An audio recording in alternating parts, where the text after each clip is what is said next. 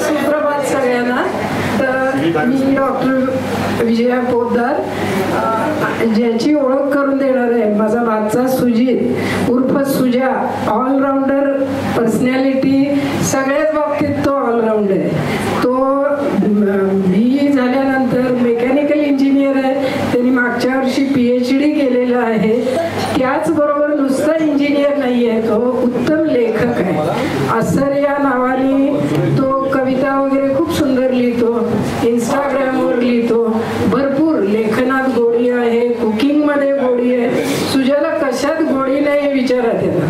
तो जसा एक उत्तम शिक्षक आहे, गेली 17 वर्ष तो DKT मध्ये शिकवतो आणि तो एक आदर्श शिक्षक पण आहे. त्याच्याच बरोबर तो एक कुटुंब वत्सल माणूस म्हणून फार चांगला आहे. He is a very good human being. आणि त्याची खासियत म्हणजे तो उत्तम नर्तक आहे, जी कला तुम्हाला माहिती नाही आहे. खरं म्हणजे 1.5 ते 2 मिनिटं सुजाला सांगा, फार सुंदर नाचतो तो. आणि आज जो त्याचा विषय आहे की ते करोना काळात त्याला काय जे अनुभव आले त्याच्याबद्दलचे किस्से आहेत, तर जरूर ऐका.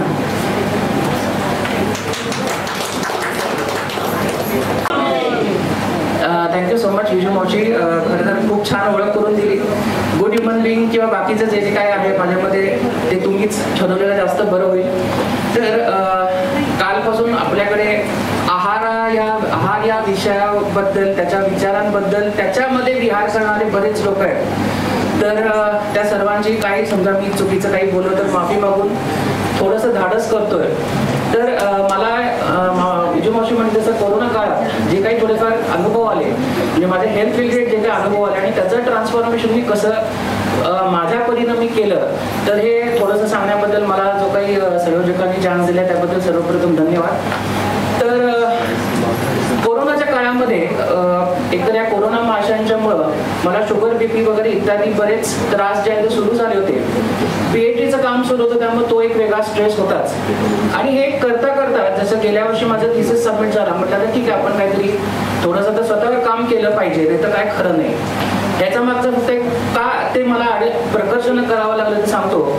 एकदा मी शॉपिंगला गेलो होतो आणि मला हे असे संवाद ऐकायला मिळाले.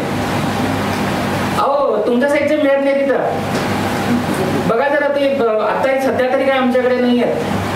पुढच्या दुकानात गेलो, आहेत हो पण ते 2-3 तेवढे टिपिकलच कलर आहेत, त्यामुळे जरा तुम्ही हवा असेल तर घेऊन ठेवा. त्याच्या पुढच्या ह्याच्यात गेलो, अरे म्हटलं एवढी किंमत? अहो मोठ्या कपड्यांची मोठी किंमत असती. बरं ठीक आहे, मग आता आपण जर का तिथे अनफिट होतो तर त्याच्यामध्ये फिट होऊन बघू. आणि त्यामुळे मग गेल्या वर्षी 2023 मध्ये 8 मार्चला दिवस पण बघा 8 मार्च, कारण माझ्या लेकीसाठी मी हे माझ्यामधलं ट्रान्सफॉर्मेशन माझ्या लेकीसाठी करणार होतो, त्यामुळे 8 मार्च निवडला. आणि मी आमच्यात एक शतायुषी फॅमिली म्हणून आहे तर त्याचा मी भाग झालो. तिथे योगा केला, प्राणायाम केला, वर्कआउट सुद्धा केला. आणि हे सगळं करता करता देवदयेनं का होईना पण आमचे जे काही कोचेस आहेत, जे मेंटॉर्स आहेत, तर त्यांच्या तज्ज्ञ प्रशिक्षणाखाली मी माझा ऑलमोस्ट 30-35 किलो जे ते वजन कमी केलं. अर्थात हा माझा डिस्क्लेमर आहे की माझे इंडिव्हिज्युअल रिझल्ट्स आहेत, मे बी अजून तुमच्या कोणाच्या ह्याच्यापेक्षा चांगले असू शकतील.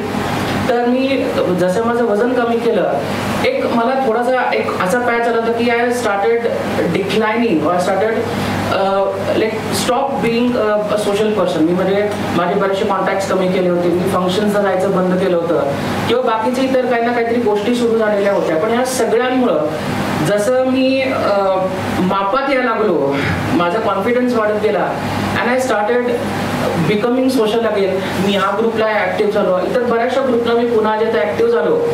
आणि ह्या सगळ्याचा जसं मी माझ्या शरीरावर काम करायला लागलो, I even started working on my mind. कारण आमच्यात 5 सूत्र तिथे सांगितलेली होती की एक तर सगळ्यात पहिलं म्हणजे ज्याबद्दल काल प्रभूने मॅडमनी खूप सुंदर दिलं त्यांचं व्याख्यान, की ते म्हणजे 80% हे आपलं आहार, जो सकस संतुलित आहार म्हणतो, तर त्याचा रोल आहे. 20% तुमचा रोज काही ना काहीतरी नियमित व्यायाम केला पाहिजे. मग मी काय केलं की एक दिवस योगा, एक दिवस प्राणायाम तर कंपल्सरी होता, एक दिवस वर्कआउट केला. तर आता मी सध्या माझं पुन्हा थोडंसं वजन स्ट्रक झालं, so I started going to gym. म्हणजे वेगवेगळं काही ना काही, पण तुमचा 20% जो आहे तो तुमचा व्यायाम असला पाहिजे. तिसरी सगळ्यात महत्त्वाची गोष्ट, जो महत्त्वाचा पिलर मी म्हणेन, तो म्हणजे झोप. की 6 ते 7 तासाची आपली झोप कंपल्सरी झाली पाहिजे.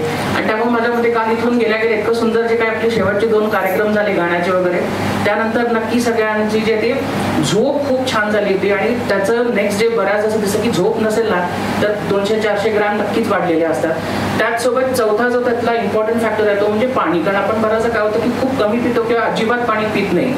आणि त्यामुळे मग साधारण एक सरासरी 20 kgsला 1 लिटर असं तो प्रमाणामध्ये त्यांनी सांगितलं की ते पाणी प्या. आणि हे कंपल्सरी प्यायला पाहिजे. त्यातच वयानुसार आपल्या एज तुमचं जे काही इन केस अदर काही चॅलेंजेस असतील त्याचे, तर त्यानुसार पाणी कसं प्यायला पाहिजे हे आम्हाला कळलं. आणि जो सगळ्यात 5वा आणि महत्त्वाचा आहे की वरचे 4 कधी होऊ शकतात तर जर का तुमच्याकडे 100% पॉझिटिव्ह मेंटॅलिटी असेल तर ह्या 5 गोष्टींवरती काम करत गेलो, स्ट्रेस फ्री होत गेलो.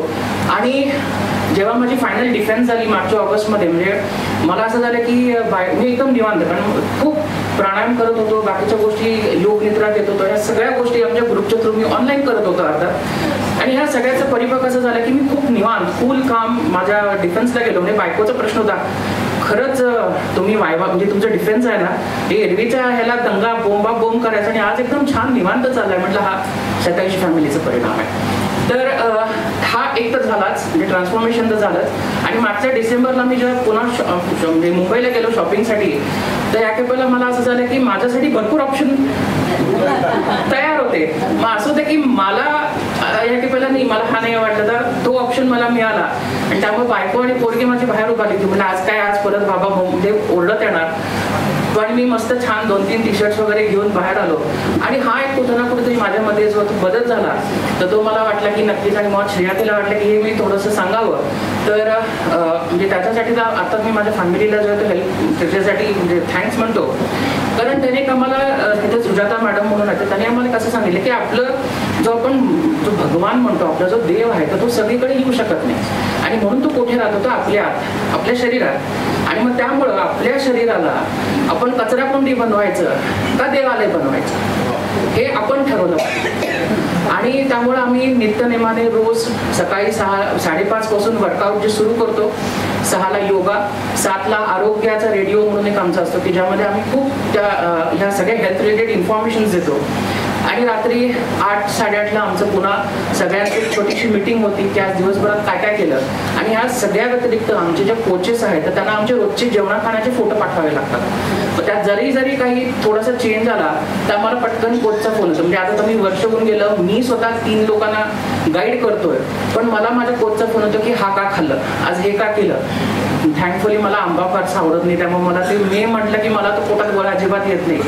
पण ह्या सगळ्यामुळं मी एक ठरवलं की जसं मी तर वेलनेस कोच म्हणून काम करतोच आहे, तर आपण आता इथून पुढं आपलं जे शरीर आहे तर हेच माझी काशी आहे, हेच माझं पंढरपूर आहे आणि हीच माझी माऊली आहे. आणि ह्याच माऊलीला वंदन करून मी आपली रजा घेईन. तर जसं आता विजय मावशीने सांगितलं की थोडंसं काहीतरी करून दाखव, तर माझ्या मते करून तुम्ही सांगायच्या आधी मी धाडस करतोय स्टेजचं. आणि या सगळ्यांना चुकून काही झालं तर तेवढं सांभाळून घ्या. धन्यवाद.